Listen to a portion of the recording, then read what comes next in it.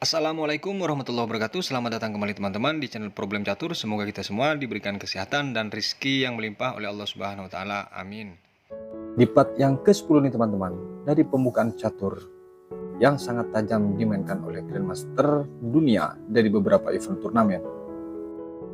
Ruy Lopez opening kali ini teman-teman. Putih dipegang oleh Boris Spassky dan hitam dipegang oleh Yakov Estrin di Leningrad Master 1954. Dimulai dari E4, E5, kuda F3 dan kuda C6, gajah ke B5, A6, gajah ke-4 dan kuda F6. Menteri ke-2 untuk menjaga pion E4 masuk daripada Boris Spassky, gajah ke-7 dan C3, B5, gajah ke-2, rokade dari hitam, putih rokade dan D5, D3, D4 dibalas dengan kuda ke D2, membiarkan peraduan pion itu. Dibalas dengan gajah ke4 dan H3, gajah ke H5, benteng D1, dan pion kali pion. Pion kali pion, menteri ke D7. Menargetkan pion D3 dengan akan menyusun benteng sekaligus mengancam H3 dari menteri hitam ini teman-teman. Gajah ke B2 dibalas dengan B4. Gajah ke-4 dan di sini benteng ke B8. Dua sisi ancaman tentunya dari hitam dan di sini pion kali pion. Gajah kali pion. Gajah di sini langsung memukul kuda. Dipukul oleh menteri. Kuda C4, kuda D7. Dan di sini G4. Setelah mengancam gajah ini, bergeser G6 baru dipukul pion yang di E5. Diterima tawaran itu, dipukul oleh kuda dan dibalas dengan menteri B5. A4, menteri E8 lagi, benteng ke C1, gajah D6 dan kuda ke C6. Setelah benteng ini terancam teman-teman, bergeser ke B6, balik mengancam menteri C2 dan dibalas dengan F5. Dari hitam membongkar pertahanannya teman-teman untuk memuluskan serangan, karena setelah kuda yang di C6 dipukul akan datang menteri nanti dinaikkan oleh hitam maksudnya, tapi dibalas dengan E5. Gajah ke E7 dan di sini dipukul cek. Dipukul oleh menteri, gajah ke-3. Pertukaran kualitas tidak bisa dihindari. Menteri di sini bergeser ke H4 dengan maksud mengancam pion yang di H3 tentu. Namun diabaikan oleh Boris Spassky dengan tetap memukul benteng. Jika di sini raja memukul gajah teman-teman, maka akan datang menteri mengambil pion, benteng ke-6, benteng ke B1. Tidak ada kesempatan menyerang untuk hitam. Walaupun di sini E7, maka akan datang menteri D6. Dan setelah gajah ke E3, ke E8 maksudnya, benteng di sini mengajak pertukaran. Yang jelas di sini unggul kualitas dari putih jadinya nanti teman-teman. Kembali ke posisi di saat gajah di sini memukul benteng. Langkah partai dari hitam memukul pion H3. Tentu tujuannya ini untuk bermain remis, karena sudah jelas tidak bisa kembali lagi perwira teman-teman. Dibalas dengan menteri memukul pion C7. Tambah rumit karena ancaman checkmate. Menteri cek F1, menteri cek lagi E1, menteri cek lagi, dan di sini lari ke D2. Satu-satunya ancaman checkmate ini hanya bagaimana dilindungi dengan menteri. Jikapun di sini dipaksa untuk cek lagi oleh benteng, maka akan datang C3. Tidak ada lagi celah. Hanya bisa mengadu menteri, teman-teman. Dan ketika D8, B8 lagi misalnya, baru dipukul. Setelah dipukul oleh benteng, gajah di sini lolos. Selisih 1 perwira. Kembali ke posisi di saat raja di sini D2, langkah partai. Menteri cek lagi ke H6. Dan dibalas dengan dengan raja ke C2, teman-teman. Tidak ada celah lagi untuk cek. Gajah ke 8 di sini. Dan gajah C5. Benteng C6. Dengan maksud mencari keuntungan. 1 gajah, namun di sini langsung bergeser ke E7 dengan ancaman checkmate atau gajah ini dipukul. Di partai, teman-teman, di posisi ini hitam langsung menyerah karena selisih 1 benteng penuh. Sementara tawaran ini memaksa langkah checkmate dan tidak ada lagi peluang untuk cek atau mencari remis dari hitam. Kita lanjut ke partai berikutnya. Di partai yang kedua nih, teman-teman, dari pembukaan catur Ruy Lopez yang dimenangkan oleh putih. Putih dipegang oleh Michael Tal dan hitam dipegang oleh David Borstein di USR Championship 1959. Dimulai dari E4, E5, kuda F3 dan kuda C6. Gajah ke B5, A6, gajah ke4 dan kuda ke F6 dengan mengancam pion E4. Tal rokade langsung B5. Dibalas dengan gajah B3, gajah E7, C3, D6, dilanjutkan dengan benteng ke E1. Rokade dari hitam. A3, kuda ke A5 dengan mengancam gajah terang dari putih. Gajah C2, C5. Dilanjutkan dengan D4, mengajak pertukaran namun diabaikan oleh hitam dengan membalas kuda ke C6 lagi. Kuda D2, menteri B6, dan pion kali pion. Pion kali pion, kuda ke F1. Gajah ke 6. Kuda E3 dibalas dengan benteng ke 8. Setelah menteri ini terancam, E2 karena satu-satunya pilihan langkah. G6 dibalas dengan kuda G5, C4 dan A4. Raja di sini G7. Pion kali pion, pion kali pion, benteng ke B1. Kuda ke A5. Dan di sini kuda ke F3 lagi. Langkah bolak-balik yang dimainkan oleh Tal ini, teman-teman. Karena belum ada celah untuk dikorbankan atau dibuang dari langkahnya. Menteri C7 dan dibalas kuda D5. Diterima oleh gajah, dipukul oleh pion dan benteng ke E8. Membiarkan pion itu diberikan dan dibalas dengan menteri di sini memukul pion sekaligus mengajak pertukaran. Diterima. Dipukul oleh kuda dan di sini baru dipukul pion yang di D5. Benteng A1, kuda B3 dan dipukul oleh gajah. Pion kali gajah dibalas dengan cek. Perhatikan langkah ini, teman-teman. Sebenarnya dari Michael Tal sedikit blunder langkah ini, teman. Walaupun di sini pada akhirnya akan kembali perwiranya, tapi langkah ini kurang akurat pengorbanan dari Michael Tal. Kalau misalnya dipukul ini memang agak sedikit berdampak. Langkah partai di sini raja bergeser ke G8. Jika dipukul akan datang cek.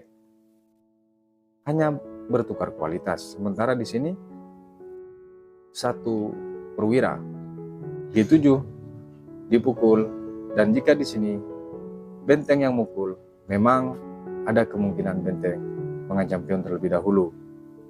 B8, A7 dan F8. D7. Nah, di sini langkah blundernya hitam kalau misalnya dipaksakan yang dihitung oleh Michael Tal. Kalau misalnya membiarkan pion tetap menjaga gajah, maka hitam tentu unggul satu perwira, teman-teman. Kembali ke posisi di saat gajah di sini. Cek langkah partai. Raja G8. Tidak mau mengambil risiko karena hitungan yang cukup akurat dari Mekheltal dikhawatirkan akan merusak susunan struktur bangunan yang di sayap raja. Makanya hitam memilih untuk mundur G8. Kuda C6 dengan mengancam gajah dan benteng. Benteng C8, benteng ke D1. Memaksa pertukaran tentunya, dan di sini benteng memukul kuda. Benteng kali kuda F6 dibalas dengan benteng kali pion G5, benteng kali pion lagi, dan F7. Selisih 2 pion tentunya di sini. Namun keuntungan dari hitam, dia sudah mengunci gajah gelap dari putih yang akan disusul dengan Raja G6 tentunya. Namun didului oleh Mekheltal dengan benteng ke B7. Jika raja bergeser ke G6, maka tentu sama-sama hilang gajahnya. Benteng ke-6 mengajak pertukaran terlebih dahulu. Dipukul, dan di sini dipukul oleh raja, teman-teman. Datang di sini H4. Tentu ini langkah paksa. Benteng G8 dan dibalas dengan F4. Dicek terlebih dahulu F1 dan pion kali pion. Benteng ke B5. Benteng C8 untuk melindungi gajah. F5 cek. Raja ke D6 dan B4. Sebenarnya di posisi ini teman-teman masih bisa menghindar hitam. Namun langkah partai H3 dibalas oleh hitam. Jika di sini gajah ke A7 memang sedikit tersudut karena tidak ada peluang untuk menyerang. Namun di sisi lain minimal perwira bisa diselamatkan. Kalaupun di sini benteng B7 mengancam, benteng A8, gajah G7 dengan mengancam pion. E5 dicek, memang di sini hilang, tetap hilang pion atau tetap di posisi kalah tapi agak lama. Namun di posisi B4 tadi yang dimainkan oleh hitam mengorbankan gajahnya berharap untuk promosi. H3 dibalas dan di sini dipukul. H2 persiapan untuk promosi, dia lupa kalau diagonal raja sejajar dengan pion. Langsung datang gajah F4 cek. Di posisi ini dari David Borstein langsung menyerah, teman-teman. Karena pupus harapan untuk promosi menteri, sementara selisih 1 perwira dan 2 pion. Makanya langsung menyerah dari hitam. Kita lanjut ke partai berikutnya. Dan di partai yang terakhir, teman-teman, putih dimainkan oleh Bobby Fischer atau Robert James Fischer, dan hitam dimainkan oleh Norman Sydney di USA Championship 1959. Dimulai dari E4, E5, kuda F3, kuda C6, gajah langsung ke B5, A6, gajah ke4, dan kuda F6. Rokade dari Fischer, gajah G7, dibalas dengan benteng E1 karena tidak mau memakan pion, dan setelah mau dilindungi dengan gajah baru dia rokade, teman-teman, dari hitam. Makanya dari putih langsung menjaga pion E4, B5 dibalas dan gajah B3 rokade, C3, D5, dan di sini pion kali pion E4. Pion langsung memukul kuda. Di sini langkah pertukaran, teman-teman. Dipukul kuda dan dipukul oleh menteri. Gajah ke G4, menteri G3, gajah D6, dan menteri ke4. Dibalas dengan benteng ke8, mengajak pertukaran. F3 dibalas oleh Fischer, gajah ke F5, dan di sini D4. Kenapa tujuannya daripada putih ini tidak memukul benteng duluan, teman-teman? Karena secara penguasaan jalur ketika putih memukul benteng duluan, maka akan dikuasai penuh oleh hitam, dan putih perwiranya buku di bawah atau di jalur satu, teman. Gajah di sini dikorbankan oleh hitam dengan memukul cek H2. Dia lupa dia berhadapan dengan siapa, teman. Dikorbankan, berharap dia ada keuntungan menteri tentu. Luar biasa langkah daripada hitam nih, teman-teman. Salah menjawab dari Bobby Fischer, dia harus kehilangan menteri. Dipukul, kuda cek G4, dan di sini raja G3. Dipukul cek, dan di sini dipukul benteng kali benteng. Tentu di sini kalah kualitas dari Bobby Fischer, teman-teman. Pion kali kuda dan dibalas benteng kali gajah dan pion kali gajah. Kalah kualitas dari Bobby Fischer tapi unggul perwira, teman-teman. Benteng D8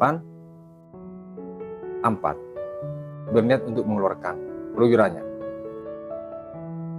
Dibalas dengan B4, D5, dan benteng ke B8 lagi. D6, pion kali pion, gajah ke C4. Benteng C8, dipukul pion, dan gajah ke B5. Ke B6, C4, dan dibalas dengan D5. A5, didorong cek dan dipukul oleh raja. Inilah detik-detik hitam sudah mulai tersudut, teman-teman. Akhirnya dia tetap mendorong cek, belum memindahkan benteng yang terancam oleh pion. H6 cek, G4, mencari peluang untuk bisa cek dengan benteng yang di C1 sebenarnya.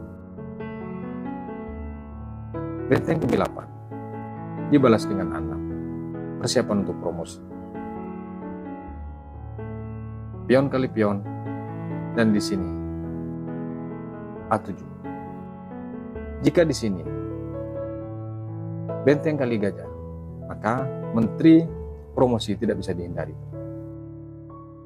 Akhirnya dari hitam bergeser ke A8. Gajah C6, dan di sini dibalas dengan H5 cek. Dari hitam sangat berharap bahwa raja ini bergeser ke lajur H, namun dijawab dengan G5, tidak sesuai keinginan dari hitam. Akhirnya benteng memukul kuda untuk mendapatkan pion. Dibalas dengan benteng kali benteng, benteng kali pion, dan di sini benteng C1. Benteng ke-2 balik mengancam, benteng kali pion, benteng kali pion. F6 di posisi ini dari hitam langsung menyerah. Kenapa menyerah di posisi ini? Kemanapun langkah dari hitam, ancamannya adalah checkmate. Kecuali dia memperlama perjalanan dengan mengorbankan benteng, memukul pion G2.